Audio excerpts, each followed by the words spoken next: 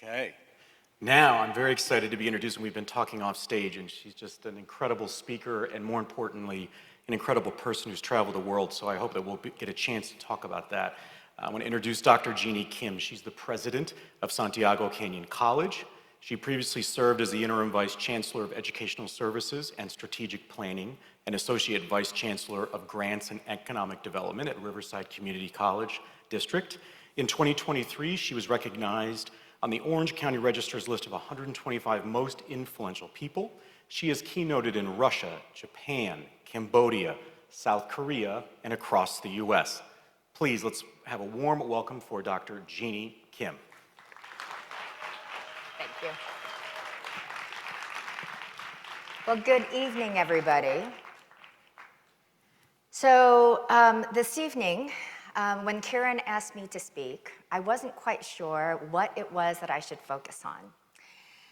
Yes, there was and is the incredible story of how Lightleap AI's fraudulent enrollment detection system saved our college, Santiago Canyon, from being overrun with bots in 2024.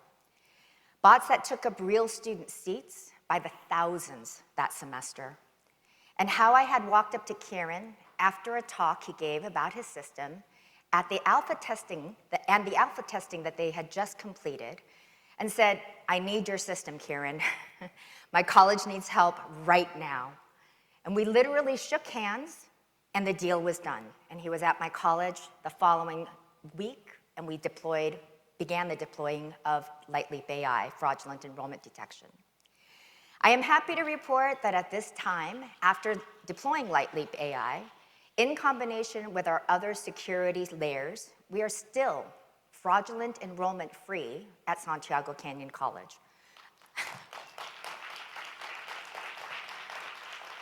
Our college is located in Orange, California, with over 33,000 students.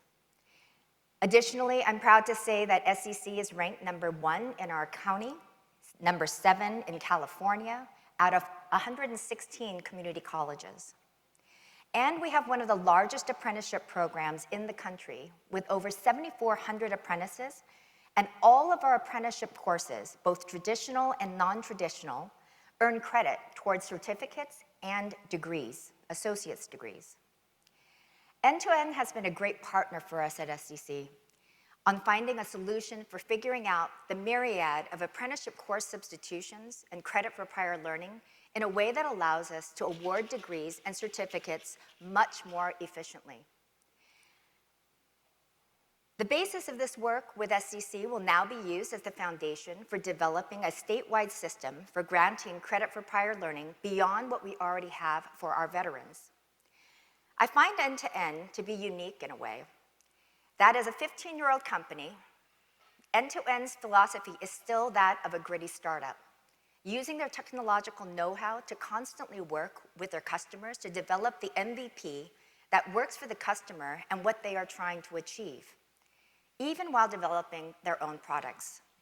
I've had the fortune of being able to work and advise a number of startups, and at one point I actually had a startup myself in Silicon Valley.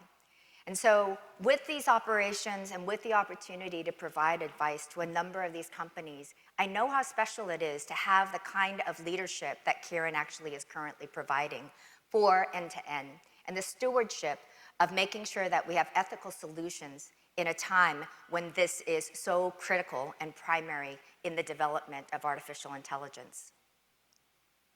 But coming back to this talk, the more I thought about what I wanted to convey as you begin this conference, the more I realized that I needed to tell you a series of stories in this age of artificial intelligence and the fourth and fifth technology revolution that we're currently in.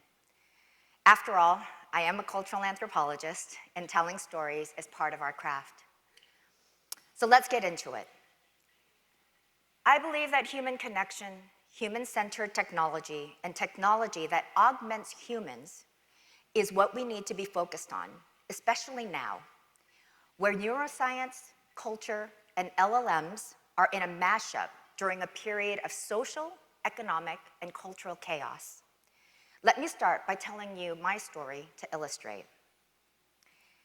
I came to the United States from South Korea when I was 5 years old, with my two younger brothers who were 3 and 1.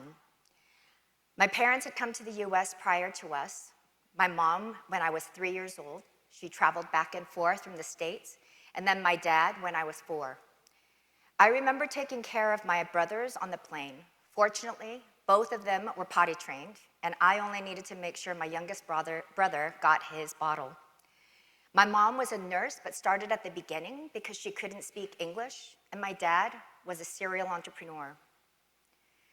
I started kindergarten in the summer of 1972, shortly after arriving in the US.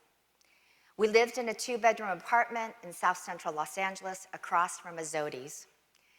On my first day of kindergarten, I didn't know how to ask where the bathroom was because I didn't know any English.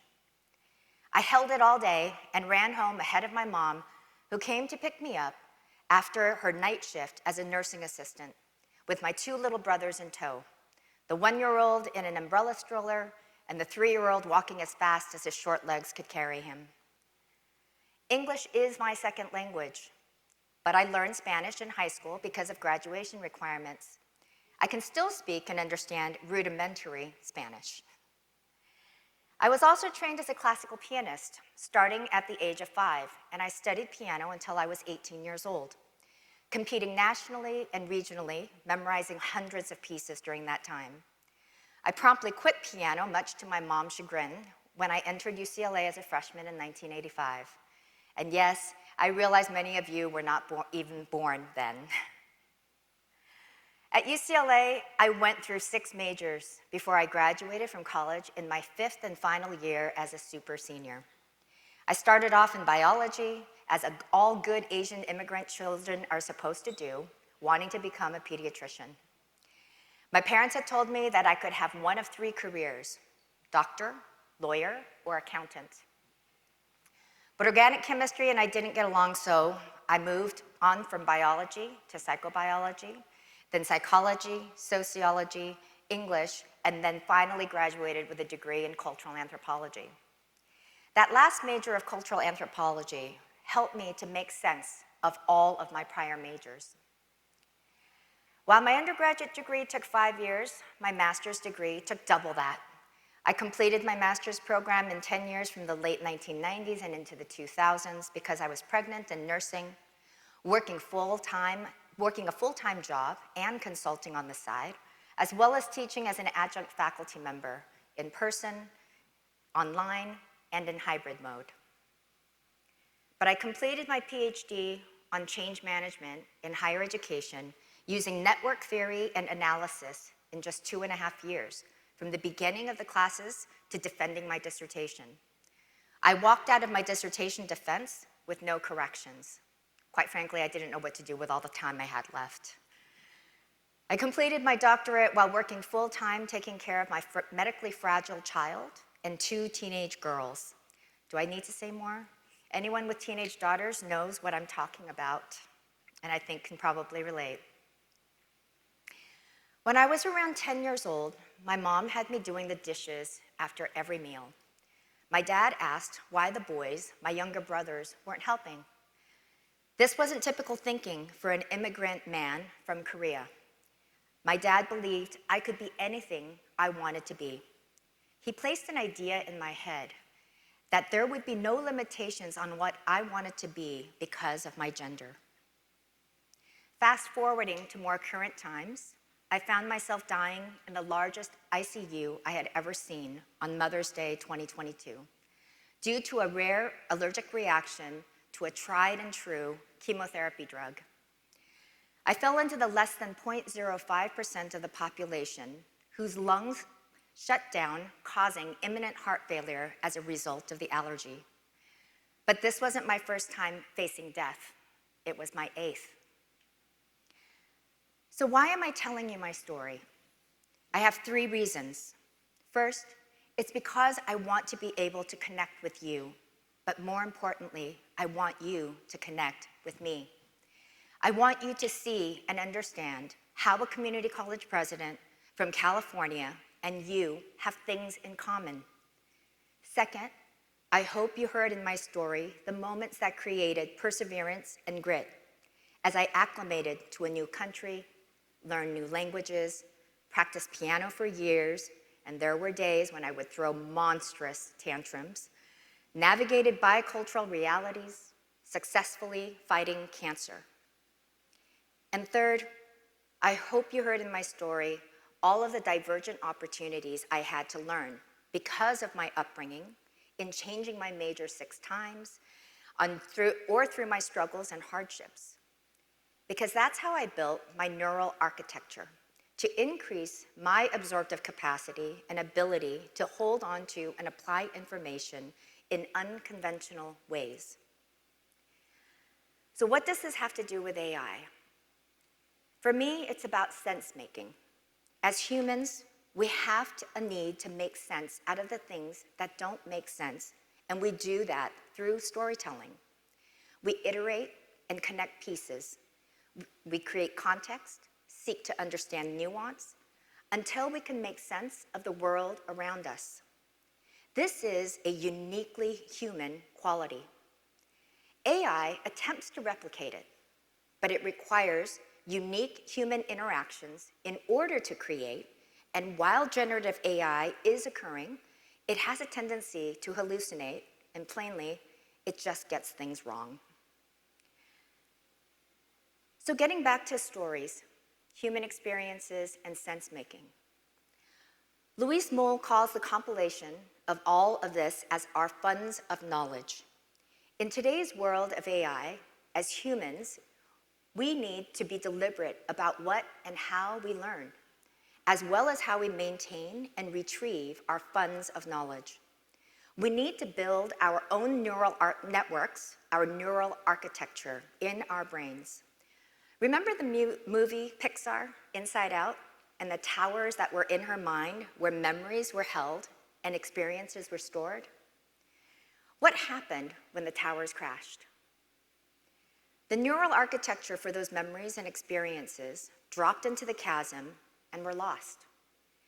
This is the problem with new information. Our brains are not structured to take in new information and hold on to it until we build up the architecture, the tower, through learning, by experiences, and reflecting on those experiences. This is the primary reason the majority of what we hear literally goes in one ear and out the other. We don't have a place to hang that piece of information. But if we have a place to hang that information, because we've built up the neural architecture through practice, experience, and emotional connection, we're able to hold on to it and retrieve it as appropriate. The same way I was able to memorize 15 piano pieces at a time for examination by a master teacher every year for 5 years. The dreaded daily practicing ensured my brain built the necessary architecture and neural pathways so that I could recall the music when I needed to. Here's another example. When you're taking a class, you're building the necessary architecture in your brain in order to retrieve that information and demonstrate via tests and papers. For some, this works. For most people, this doesn't work so well. John Dewey, educational theorist, said, "Give the pupils something to do, not something to learn. And that doing is of such a nature as to demand thinking. Learning naturally will result." Let me give you some examples of what Dewey is saying. I still play the piano, and I still have some pieces that I learned in the 4th grade committed to memory. But if you were to ask me to remember something from my social studies class, I would be hard-pressed to provide you with that information because I didn't learn it in an active way. And I also don't remember who that teacher was either. But I do remember my high school biology teacher, Mr. Sims, who taught us how to code in 1984 and do my first dissection of a frog and then a fetal pig.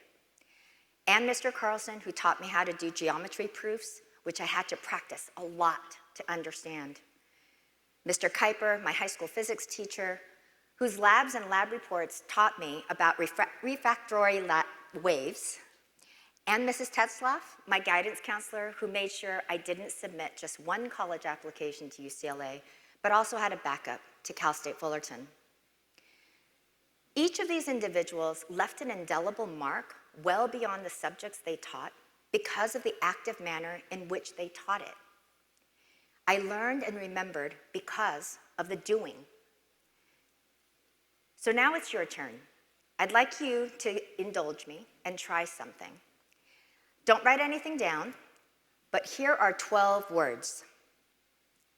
Lantern, blue, velocity, almond, glacier, justice, 47, silk, thunder, copper, bicycle, whisper. Now take 10 seconds and try to remember as many as you can.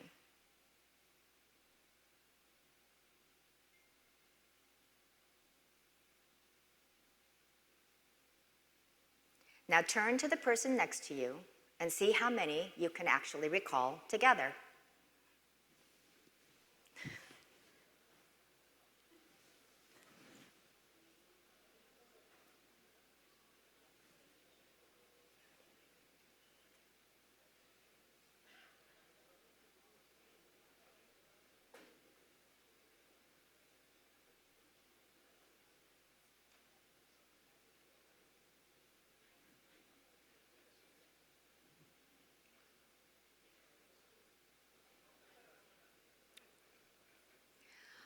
All right, so how many of you got more than 6? Raise of hands, okay? How many of you got more than 8? All right, so most of us lose nearly half of these when we hear them like that. Why? Because your brain had nowhere to hang them. No structure, no architecture, no tower. Now listen again. I'm going to repeat the same words in 2 ways. Here's the first, same as before. Lantern, blue, velocity, almond, glacier, justice, 47, silk, thunder, copper, bicycle, whisper. At 47, I was riding a bicycle beneath blue thunder skies, carrying a copper lantern. I was thinking about justice and velocity, how fast life changes. When a glacier of fear hit me like silk wrapped around my lungs, I could only hear a whisper. I remember thinking about almonds in the hospital cafeteria. Turn back to your partner now. How many can you remember?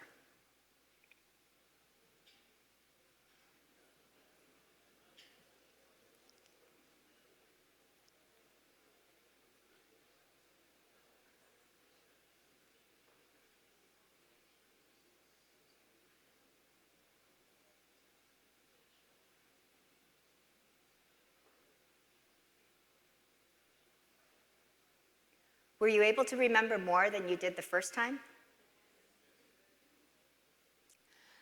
So the words didn't change.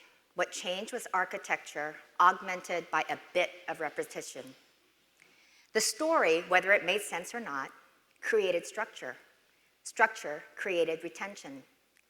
Neuroscience tells us that information without experience falls into the chasm. But when we connect it to narrative, emotion, context, we build neural towers. And this is why this moment in AI matters. AI can generate infinite words, but it does not build your neural architecture for you. Experience does, struggle does, story does, human connection does. If we design education and leadership around information alone, we will lose the towers. If we design for experience, reflection, and meaning-making, we augment humanity instead of replacing it. That is the difference. Right now, AI can generate lots and lots of words, but we as humans are still the ones who build the towers of connection and meaning. The question for education isn't how do we stop AI? The question is, how do we design experiences that build neural architecture so that we can hold, retrieve, and apply knowledge in a world overflowing with generated information? From my perspective, as I begin my 37th year in higher education, I believe it's time for us to re-examine teaching and learning again. As John Dewey said, if we teach today's students as we taught yesterday's, we rob them of tomorrow. We need to figure out how to incorporate what people are asking for from educational institutions, integrating experience-based applied learning opportunities while incorporating AI and other technologies that augment human capabilities and free up humans to do more of what makes us human. For example, engaging with care and empathy, forming and deepening relationships, understanding context and nuance. These are human qualities. But in order to do this, we have to change the system that we are leading or are part of. And change doesn't come easily. Here's the tension between AI and education at this moment in time. Many instructors are threatened by artificial intelligence because of their unfamiliarity with it and because what they do know about it is it threatens their identity as teachers. So instead of incorporating and allowing the use of AI in classes, the majority of energy has been expended on how to catch students cheating because they are using AI. A brilliant faculty member at my college, an AI fellow with the California Community College's Digital Center, Scotty James, put it this way: being a teacher is a calling and an identity that he and many other professors take deep pride in. The act of teaching requires that instructors must certify learning. And right now, AI compromises the ability of teachers to certify that a student has learned the concepts because they are using AI to do the work. Compound that with public commentary and congressional testimony, such as that of Dr. Jared Cooney Horvath, as a neuroscientist who is claiming a massive decline in student performance and lower IQs than their parents as a result of EdTech, screen time, scrolling, and AI. Now we have more of a social outcry. We also have live examples of a well-developed and sophisticated online course being taken 100% by agentic AI, and quite frankly, this is devastating for our faculty. All of this makes for conditions where certifying learning becomes extremely difficult. But you can't put the genie of online education back into the bottle. The world is not returning back to 100% in-person anything. Not school, not work, not even relationships. So what should we do? Personally, I think we need to redirect our focus on how we are going to manage these tumultuous times where change really is the only constant. But there's an additional twist right now, and it's far more personal. People are afraid that AI will take their jobs, and many arenas it already has. So not only is identity under threat, so are people's livelihood. And when identity and livelihood feel threatened, systems resist.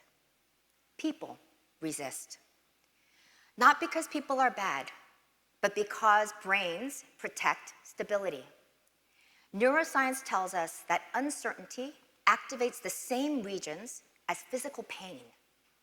So when we talk about embracing AI, quote unquote, what many people are actually hearing is everything you built your life around may no longer matter. That is not a technical problem, that is a human one. Change in chaotic times requires three things. First, psychological safety through connection and human stories. But we lost a lot of this during COVID. So we're learning to come back together again, to re-engage and not retreat when things get uncomfortable. Second, we need to engage in shared sense-making through community that embraces differences in perspectives and values lived experiences. This is another lost skill exacerbated by COVID. We went into echo chambers that intensified and reinforced our biases without the challenge of differing viewpoints that come about when you are in person together. Third, we need to engage in experiential redesign where unattainable perfection is not the enemy of progress. Let me repeat that again. We need to engage in experiential redesign where unattainable perfection is not the enemy of progress. Simply put, we need to get out of our own way and look at failure not as a loss, but an opportunity for innovation, rethinking, and then trying again. We need to employ the growth mindset that Carol DeWitt has been talking about for decades. As leaders, we cannot mandate transformation. We have to architect it. But this is easier said than done because there is resistance, because this is personal. Remember, this particular change that we are undergoing with AI in this their fourth and fifth technology revolution is about both identity and livelihood. And it's happening really, really fast, with technology turning over almost every month, unlike in previous technology revolutions. Electricity, telephones, cars, railroads, and planes weren't universally available, and it took a long time for those infrastructures to be built. And as a result, people had time to get accustomed to the change. AI technology is vastly different. It is changing almost daily and in exponential ways, and its uses and applications are still developing. Human jobs are being replaced by AI, and this will continue to happen. We need to accept that, not fight it. Because the fact of the matter is that there are routine and mundane processes, both simple and complex, such as emails and scheduling, that can and will be done better by an AI or an AI-powered robot. So if the AI or robot is doing all of my emails and all of the scheduling, what will I or my assistant be doing? I think my assistant, Anne, would say, we would both be going home a whole lot earlier and spending a whole lot less time in the office. And while I appreciate her magnificent skills in organizing, I need her brain, attention, and expertise on the humans in the organization at my college. And I need her thinking and strategizing in how to support, navigate, and build the architecture for change at my college as a valued and respected 20-plus year employee who has experience as well as the respect and cultural and social capital of many of the employees that are there at the college. So what will I be doing? I will be spending more time and have more capacity for interacting with the difficult people in my life. The people that I don't understand as easily. The people who are different from me enough so that I have to work harder to find points of connection and commonality. Because the energy I need to interact with them is above and beyond what I have to do in my normal comfort zone, and freeing up that additional space in my head where emails and schedules reside, and having the space to defragment my mind gives me more heart and capacity for courageous conversations. I'll also spend more time reading and learning.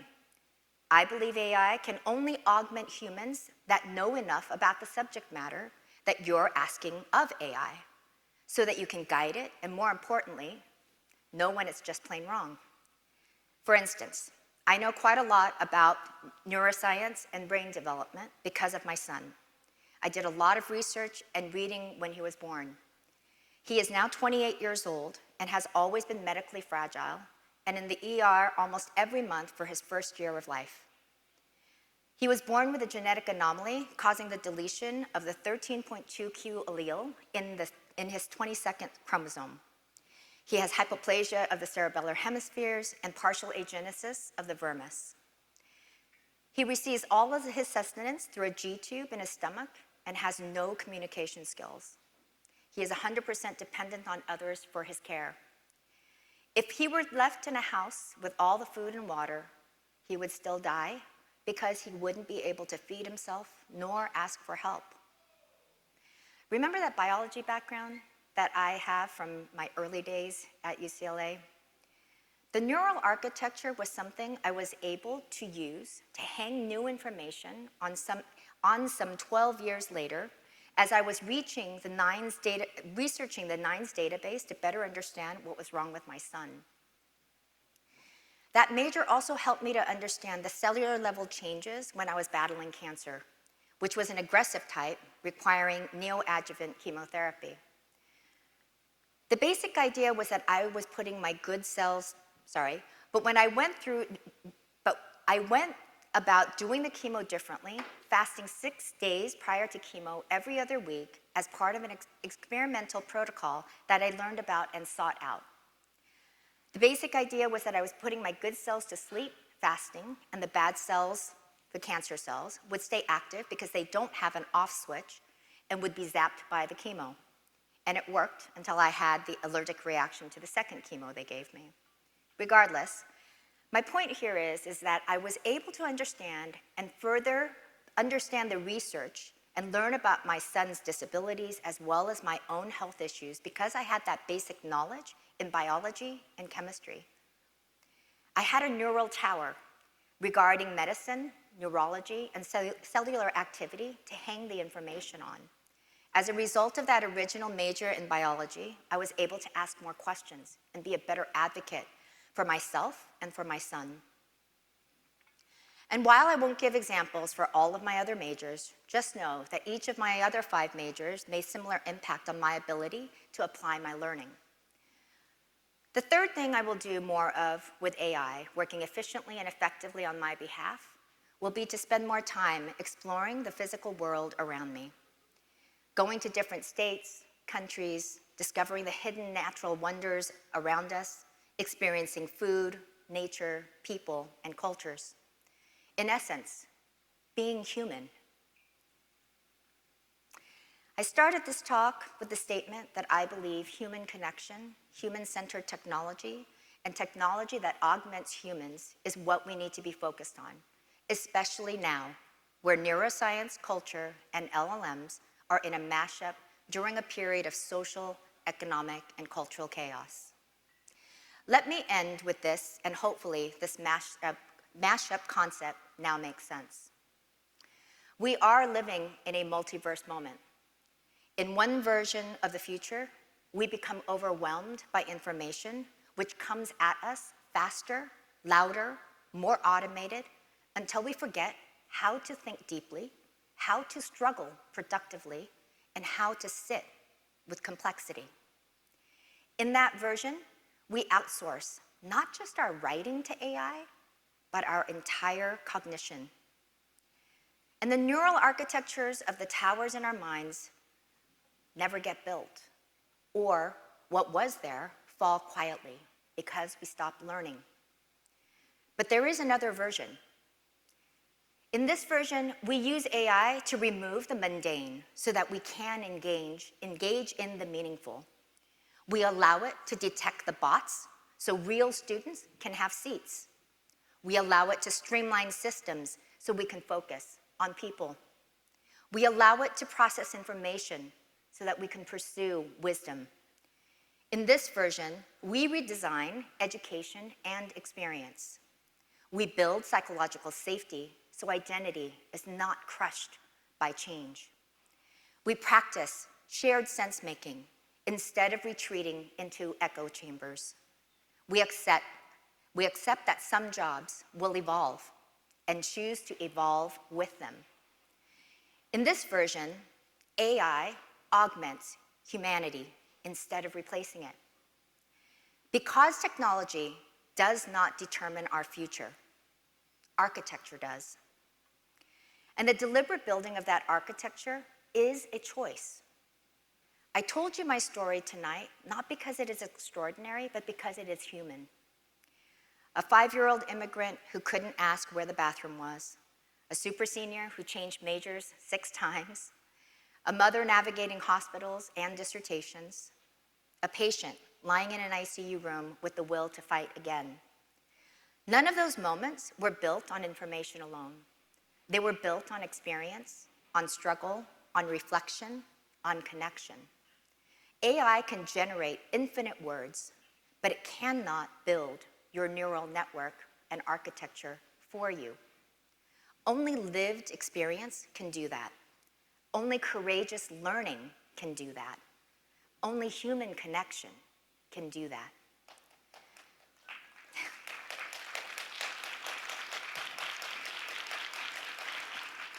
So as we move deeper into the fourth and fifth technology revolutions, the question is not whether AI will change everything. It will. We all know that. The real question is this: will we let it change us into something less than?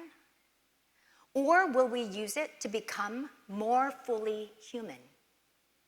Because in the end, AI may generate the words, but we, as humans, still decide what they mean. Thank you.